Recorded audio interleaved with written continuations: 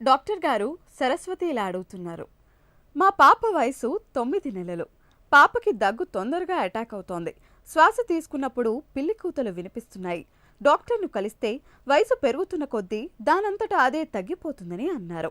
Sugar, పటిక బెల్లం వంటివి వాడొద్దని నాకు చెప్పారు. అయితే పాపకు ఇలా దగ్గు వచ్చినప్పుడల్లా యాంటీబయాటిక్స్ వాడాల్సిందేనా? పాపకి దగ్గు తగ్గాలంటే ఏం చేయాలి?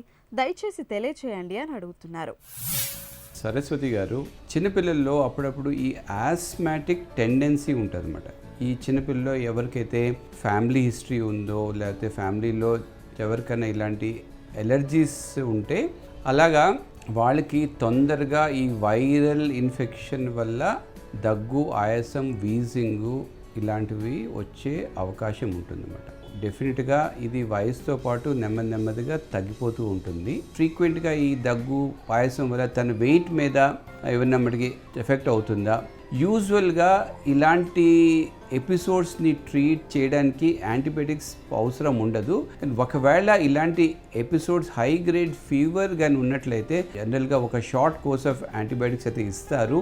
బట్ అది కూడా వాళ్ళు చూసి అది అవసరం అయితేనే ఇస్తారు. బట్ ఆల్ ఎపిసోడ్స్లో ప్రతి దగ్గు, ఆయాసం, ఫీవర్ వచ్చినప్పుడు ప్రతిసారి మనం అయితే యాంటీబయాటిక్స్ అయితే అవసరం ఉండదు.